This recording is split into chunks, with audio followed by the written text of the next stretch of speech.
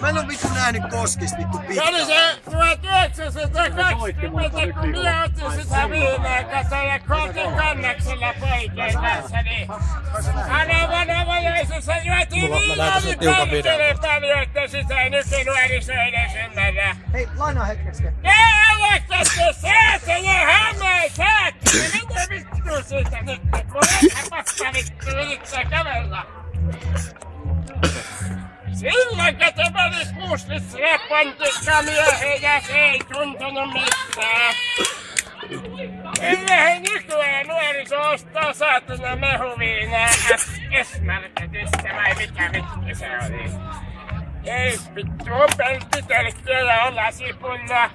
Vittu sille juotiin vanhasta kunnon käpipussista saatana pontikkaa.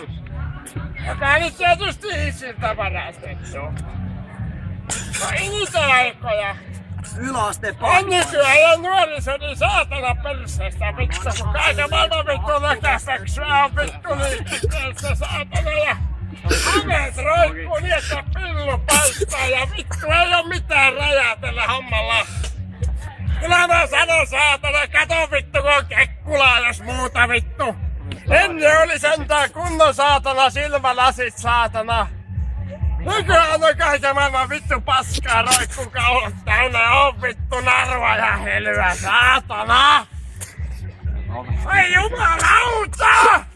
Kyllä mä sanon vittu, kato kun on Amerikan tukka ja on vittu kiharaa ja saatana! Löytyy kaiken maailman paskaa vittu jaffaa vittu imekää kyrppää vittu! On saatana punaista mukia vittu ja on lasipulloa, kyllä löytyy Amerikan limettiä vittu ja on saatana kaiken maailman vittu käärmeen perseestä väännettyä laukkua vittu ja kyllä on saatana vittu, katsokaa! Nykyajan homo! Vanha kunnon saatana perseenreikä veti pylly paljana! Nykyään löytyy pinkki bokseri vittu ja on saatana! Voi vitun homo, mennä sinä vittuun! Ja sitten on saatana täällä kaiken maailman vittu pahvia! Ennen oli vanha kunnon koivun kaarna saatana! Tää vetti mun kännykää vittu! Kyllä mä vittu sanon nykyään nuorisoni, kuule on se niin perseestä!